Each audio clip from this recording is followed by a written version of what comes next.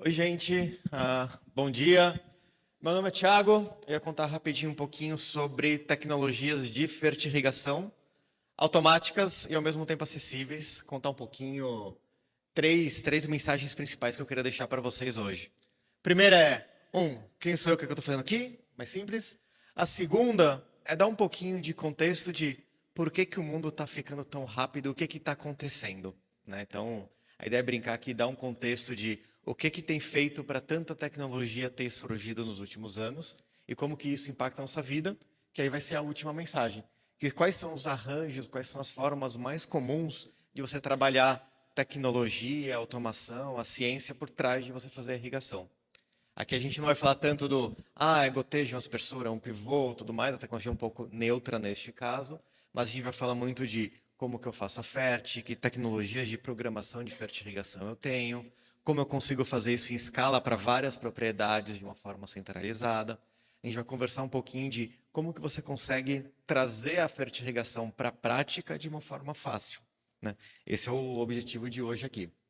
Falando um pouquinho, Thiago, sou um nerdzinho assim da adolescência ali, trabalhando com desenvolvimento de produto, engenheiro químico formado pela Poli, rodei boa parte da América trabalhando com agro, fazendo consultoria para empresas de defensivos, de fertilizantes, e vendo como que é cada região, cada país e quais são as vocações, e isso te faz abrir o olho e olhar o Brasil não só como soja e milho, mas olhando fruticultura, olhando HF, olhando inúmeros outros mercados.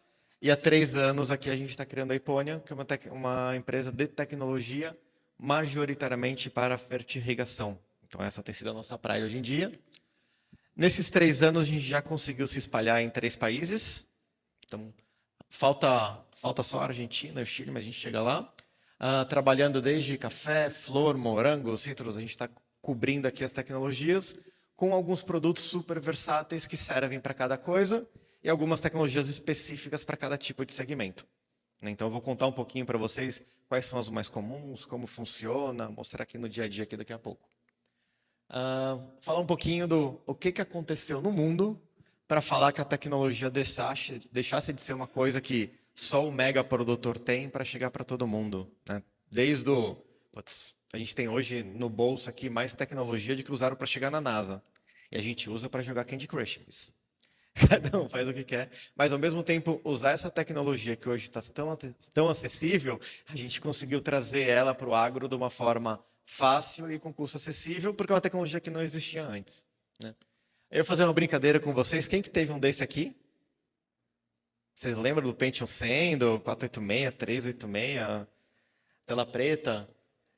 Ele custava R$ 3.000 em 95, já existia o real, olha só que já está novo já. Na época isso dava 30 salários mínimos.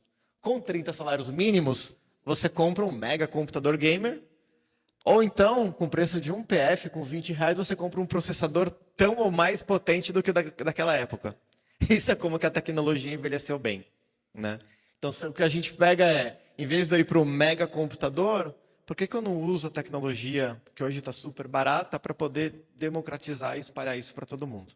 Então, basicamente, essa é a base que a gente usa de processamento. Outra piada aqui. Quem é que lembra desse cachorrinho aqui? Lembra da internet de escada, que você só funcionava da meia-noite às 6 durante a semana, dava domingo, estava todo mundo plugado? Então, hoje em dia, qualquer lugar do Brasil, 100% de cobertura, tá acho que menos de R$ 200 por mês. Você consegue botar conectividade e colocar internet. Isso sem contar as trocentas empresinhas de fibra que estão por aí, sem contar as grandes operadoras, sem contar 2, 3, 4, 5G e quantos Gs forem. Então, hoje a conectividade chegou no campo, você consegue ter uma tecnologia barata, né? Ou seja, com processadores muito mais simples, consegue ter conectividade. Ainda está faltando coisa nessa equação aqui. Cara, hoje em dia, e aí é uma discussão ferrenha aqui sobre academia versus conhecimento, é o seguinte: a tecnologia surge tão rápido que o conteúdo virou digital. Então hoje você tem aula sobre tudo que você puder imaginar. Isso aqui é uma aula de faculdade semana de Harvard, né?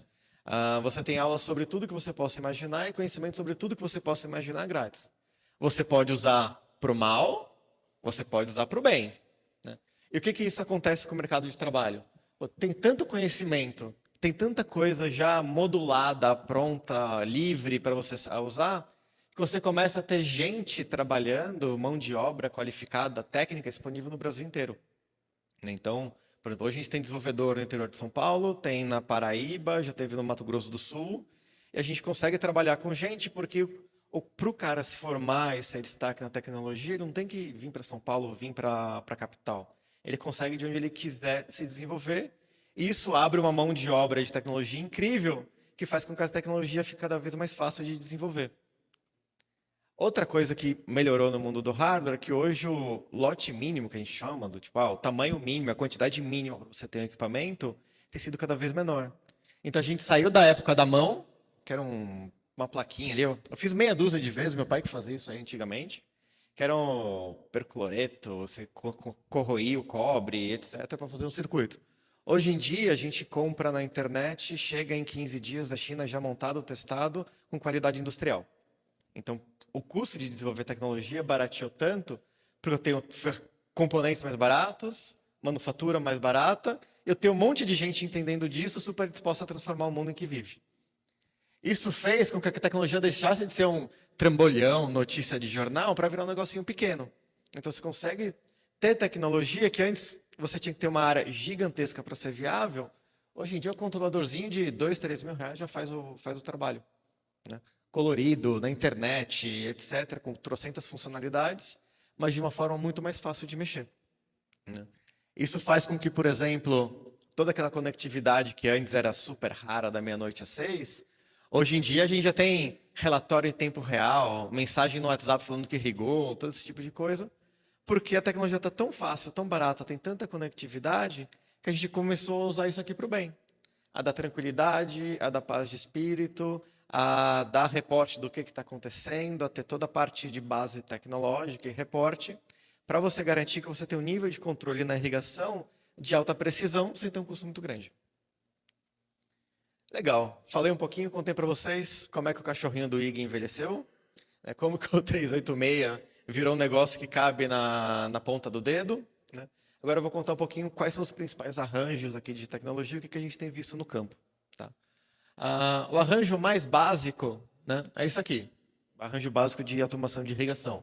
Você tem uma fonte de água, né, alguém tem captação direta, ou então você geralmente vai ter um tanque com geomembrana, o cara pequeno vai ter caixa d'água mesmo, né, você vai ter uma fonte de água, uma bomba, aqui a gente deixou um sensor de vazão extra aqui de brinde, mas você tem uma linha mestra, válvulas e abre para a tua irrigação.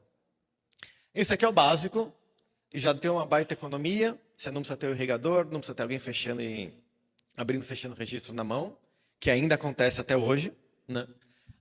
E com isso você já começa a ter alguma coisa de economia de água simplesmente por você fazer o horário certo e fazer o tempo correto dentro do que você programou. Para quem não tem nada, isso aqui já começa a entrar no jogo e já começa a ter um pouco de economia. Mas pouca coisa, dá para melhorar isso aqui. O segundo passo que a gente fez foi o seguinte: poxa, legal, você vai olhar ali, o Celso, por exemplo, deu uma palestra incrível anteontem sobre dimensionamento de irrigação, como que você faz, os cálculos e tudo mais. E se a gente pegasse parte desses cálculos, aproveitassem todas as estações meteorológicas que hoje são mais acessíveis, ou para quem não tem estação meteorológica, pegar de uma rede aberta pública, por exemplo, eu pegar a evapotranspiração, cacete de cultura, todos os Ks, todo o cálculo, vazão da bomba, área do setor, que hora eu quero irrigar, e faço cálculo sozinho, né? Foi uma forma que a gente encontrou de, beleza, não vou economizar 70% de água quanto eu poderia, mas se eu economizar 50%, já é metade do meu custo que vai por água abaixo. Já é metade de desperdício, já é uma erosão que eu evito, você já acaba tendo ganhos de processo, ganhos meioambientais, mas principalmente ganhos financeiros no teu custo de operação, né? Esse aqui foi o segundo passo que a gente chegou. Já irrigo, agora eu ligo isso numa evapotranspiração para fazer uma compensação um pouquinho e, mesmo que eu não capture 100% dos benefícios, já capturo parte dos benefícios da economia de irrigação. Até aqui tudo bem, né? Vamos complicar mais? Ou vamos chegar na cereja do bolo? Terceiro passo é fazer a FERT. Como é que funciona? Basicamente, a gente pegou o controlador, uma saída controla a bomba de água, uma saída controla a bomba de FERT. Basicamente, você vai fazer uma preparação, e essa preparação vai ser injetada por uma bomba em função de tempo. Esse aqui é o mais comum que a gente tem visto hoje em dia. Na maioria das vezes, tem visto isso sendo feito manualmente. Tá? Esse aqui é o cenário que a gente chega até hoje. Obviamente, tem que analisar a tabela, tem que analisar foliar, tem que analisar o solo, tem que saber o que você precisa colocar ali dentro. Né? Tem que saber o dimensionamento, tomar cuidado e, ao mesmo tempo com isso, respeitar também tempo de pressurização do sistema, tempo de limpeza do sistema, para esse negócio não vai entupir teu gotete, não vai perder todo o teu sistema. Feito o básico aqui, você já consegue fazer uma fertirrigação e automatizar. Putz, legal. Como que a gente fez isso? Fiz uma programaçãozinha simples, o cara escolhe o tempo de irrigação e escolhe o tempo de fert. Eu pego esse tempo, hoje por padrão eu divido ele na metade, e divido, metade vem para pressurização, metade vem para limpeza. Esse foi o caminho mais simples que a gente fez. Né? O mundo ideal, eu vou calcular qual que é o meu tempo de avanço, calculo meu tempo de pressurização, vou calcular meu tempo de fert e vou deixar o resto do tempo no final também. Essas foram as opções que a gente deu. Na prática, no básico, você quer fazer um ciclo de 40 minutos com 20 de fert, ele vai dividir o tempo no meio e vai botar o tempo de pressurização e limpeza automático. Tirou a operação manual, tirou o risco de você ter problema, e o equipamento está aqui fazendo o básico, mas já de uma forma automatizada. Até aqui tudo bem, tranquilo. Fácil, né? Coisa que a gente faz no dia a dia. Tem uma provocação que eu queria trazer para vocês, que a gente viu muito isso na uva em Petrolina. É uma realidade em que você tem uma precipitação muito menor, você tem um solo arenoso, você tem uma dependência da irrigação muito maior, e com isso você consegue controlar estresse hídrico, consegue ter um controle muito maior. O que eles fizeram? Eu vou repartir muito mais válvulas e muito mais setores dentro do meu sistema de irrigação, e ao mesmo tempo eu vou trabalhar com mais de um setor simultâneo, para dar conta de todo o tempo de ciclo, e com isso eu consigo ter um dimensionamento linha a linha do que eu quero de irrigação. Essa é a tecnologia que eles têm feito isso com setores de 2 hectares, por exemplo, lá em Petrolina. Com setores menores, obviamente alinhado com o seu São Pedro aqui, o versus precipitação, você consegue ter um controle muito maior do que você está fazendo no campo. E aí, para você conseguir fazer uma fertirrigação, você coloca uma linha mestra de fertirrigação com uma válvula na ponta. Então, tem a minha pressão de irrigação, tem uma linha com mais pressão na fert e eu vou fazer a fert simultânea, válvula a válvula. Essa é uma das maneiras que são feitas lá fora. Você pode manter o básico daqui ou pode ir para cá. Os dois caminhos são válidos. Falamos da provocação, vamos chegar na quarta etapa. Como que eu adiciono precisão na minha dosagem? Então aqui tem o mesmo sisteminha que eu mostrei para vocês. Água, fert, 2 bombas, um controlador, setores e vamos embora. Eu vou dar um zoom aqui nesse cenário aqui da parte de fert. Se eu tenho uma bomba, ou você vai ter que estrangular essa bomba, desperdiçar energia, ou você vai jogar mais ou menos do que você precisa. Qual foi a sacada que a gente fez? A gente fez aqui um looping, criou uma bomba com injeção eletrônica. Parece a coisa mais absurda, mas é bem simples. Na prática é o seguinte, a gente colocou o nosso sistema, recebendo dados no sensor do quanto que está entrando de fert no sistema, faço um looping de controle, inversor, e eu piloto quanto que essa bomba está trabalhando. Poxa, Thiago, mas para que eu vou fazer isso? Poxa, se você sabe o quanto está fertirrigando, você sabe o quanto você precisa, você não precisa ficar injetando meia hora se a quantidade que você precisa para a tua bomba é em 20 minutos. Ou, melhor ainda, se você sabe que você precisa de uma quantidade pequena, é melhor você diminuir a velocidade da tua bomba em função da tua necessidade, e com isso você tem um tempo de fertirrigação maior que aumenta a tua, como eu posso dizer, a tua homogeneização dentro do teu sistema e dentro da tua aplicação. Então, essas são tecnologias que você pode usar para fazer uma fert, mesmo que de quantidades menores, que é o que você vai acabar fazendo quando você divide o teu rateio de fertirrigação em muitas operações, mas ao mesmo tempo você mantém uma taxa de injeção, você diminui a velocidade de injeção para você ter uma injeção mais constante e com isso você melhora a homogeneidade de aplicação. Essa é uma das tecnologias que você pode usar. E aí, na prática, desse zoom aqui, o que era bomba, na verdade, virou um conjunto com quatro pecinhas. Isso se integra com o controlador e você faz a fertirrigação de uma forma mais simples. Tá? Essa aqui é o que eu ia mostrar para vocês. Na parte de programação, basicamente o que a gente fez foi simplificar a vida do pessoal. Então, a gente coloca a dosagem que você quer, coloca a área, coloca o tempo, me fala o que você colocou no tanque, e eu te falo qual tem que ser a taxa de injeção. Você clicou salvar, isso já vai ser feito automático. Com isso, toda a operação de fertirrigação ela ficou automatizada e toda a inteligência acabou ficando centralizada na programação. Então você diminui a complexidade de operação e aí tem dois caminhos. Você pode ter um operador mais simples, só supervisionando o sistema, ou você não precisa ser você mesmo e ir lá fazer a fertirrigação, dependendo do tamanho da propriedade. Né? Na prática, tem o controlador, tem o equipamento, essa aqui é a caixa aberta, mas que vem fechadinho, não precisa mexer. Tem o inversor, tem os sensores, aqui no caso a gente está usando uma bomba de pistão, mas você pode usar uma centrífuga multistágio, usar a bomba que você já usa, você não precisa trocar a bomba do teu sistema, você só adiciona uma camada de inteligência, sem jogar fora o investimento que já foi feito. Lindo, né? Poxa, olha só, fizemos uma irrigação inteligente, fizemos a irrigação inteligente com uma fértil simples, fizemos uma irrigação inteligente com uma fértil inteligente. Putz, legal, mas isso aqui é uma bomba, né? Pô, tem um pessoal que tem 40 produtores juntos na cooperativa, que o Sidney conversou, tem um monte de gente, a gente tem um monte de pequeno produtor. Como é que a gente faz para fazer isso em escala? Dado que a parte de custo a gente já resolveu. Qual que foi o pulo do gato? A gente colocou tudo isso numa tela única.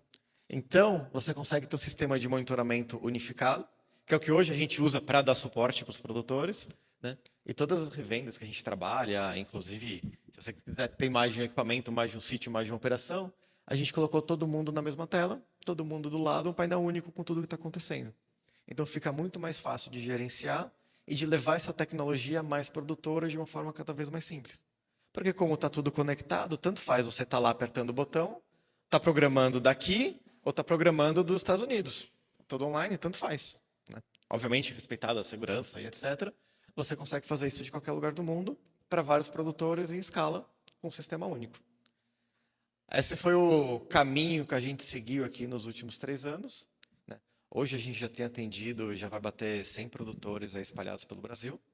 Né? Crescendo no ritmo cada vez maior, graças a Deus. E com isso a gente consegue ajudar tanto a automatizar, fazer o básico do equipamento, como levar a inteligência de uma forma mastigada e trazer muito do lado agronômico para o dia a dia no campo, né? Para que todo mundo consiga ter uma fertirrigação eficiente, diminua custo e consiga trabalhar cada vez melhor. Obrigado, gente. Isso é o que eu tinha para dividir com vocês. Se tiverem dúvidas, curiosidades e tudo mais. Ali no café eu ainda deixei um controlador, dá para olhar, ver por dentro como é que é, tocar, ver que é de verdade. E dúvidas e tudo mais, a gente está super à disposição. Tem o WhatsApp direto da empresa ou então no Instagram, que é onde a maioria do pessoal entra em contato com a gente. Muito obrigado.